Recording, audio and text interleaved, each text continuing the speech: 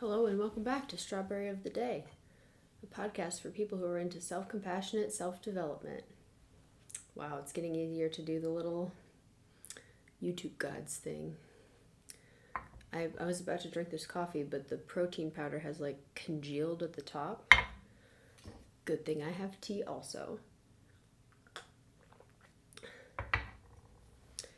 I did not have a good sleep, and I didn't go to the gym today, which is very unlike me. I usually can rally for the gym, no matter what.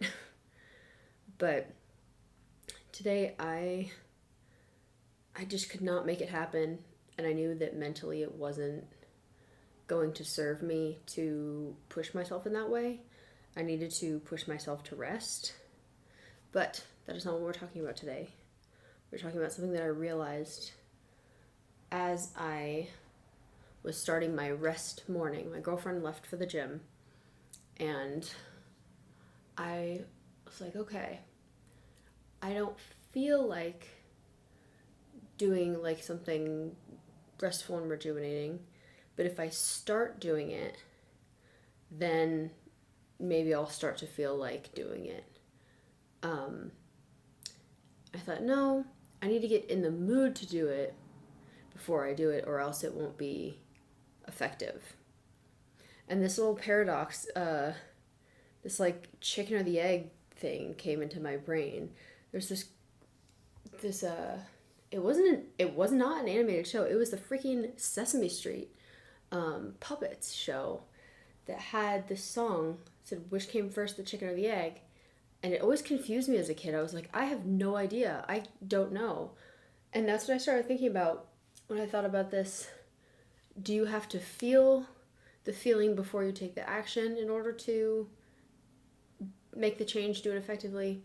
Or does doing the action create the feeling?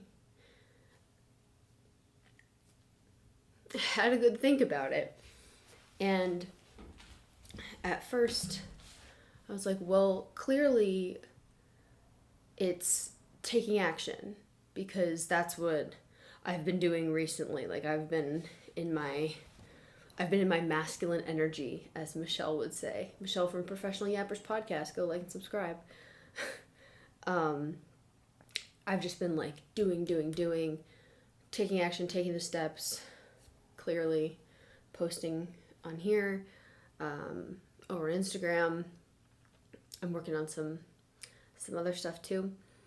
And it is effectively creating the feelings of competence and confidence that I was going for when I set out on this mission.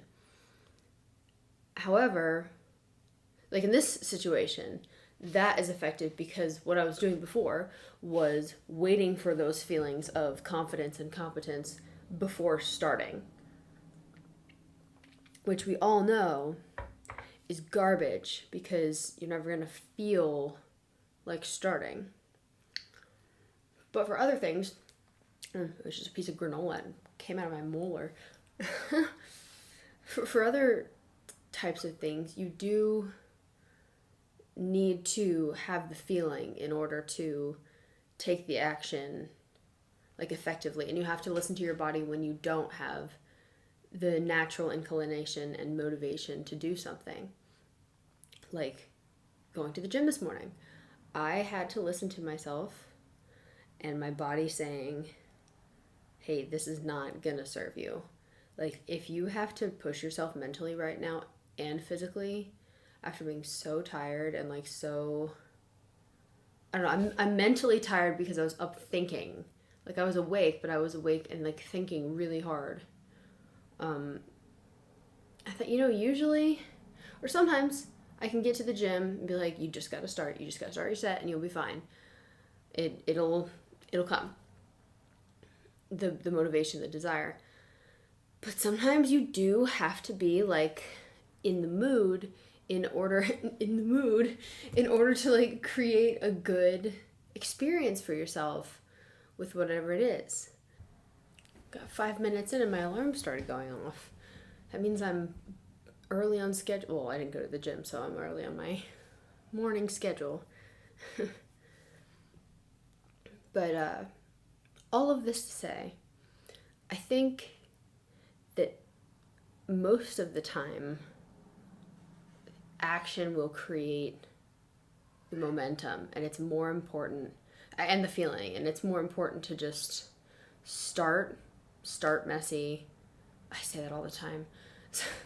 Start before you feel like starting, but also there is a time and a place to listen to honestly, it's your nervous system. It's like listening to how your body feels about that task. I think there's an important line to draw also between like emotional and physical pain and discomfort, because there is a point at which you're going to feel like a discomfort sensation, especially when you're pushing yourself to take action on things that you haven't taken any action on before. I don't know, like anytime you're stepping into a new chapter, a new project, a new venture, there are going to be things that you haven't done before.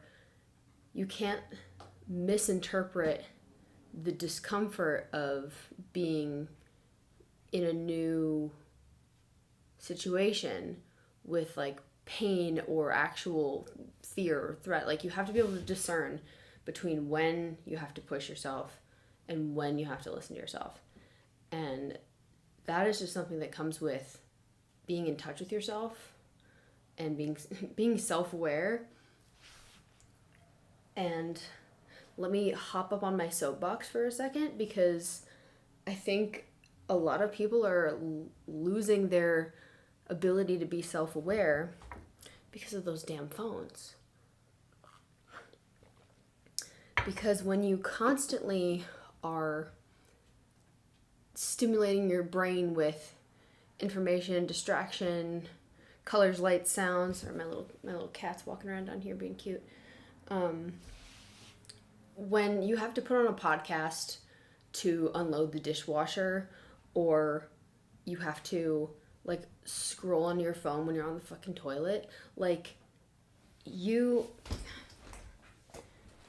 depriving yourself the opportunity to be in touch with your body. Like if you're just distracting yourself with your phone, you're not going to know when your body is feeling like this is too much, this is not good for me, and when your body is just saying, I'm afraid and I need to unpack that, and then take action. So yeah, I've got a couple here's a actionable tip.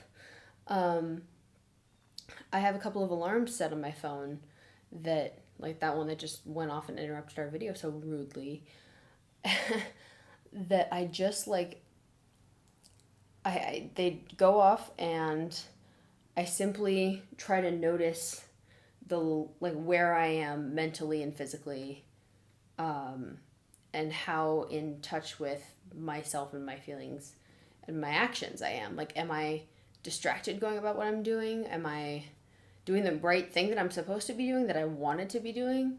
It's about being intentional.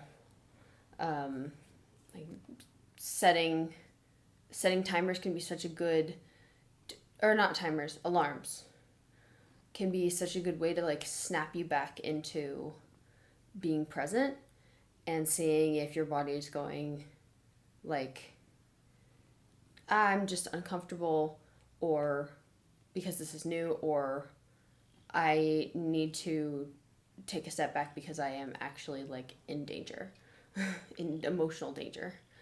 So yeah, action creates feeling and identity, but you also have to listen to yourself and be careful with how far you push yourself when you know it's not going to be good, for when it's not really going to create those feelings.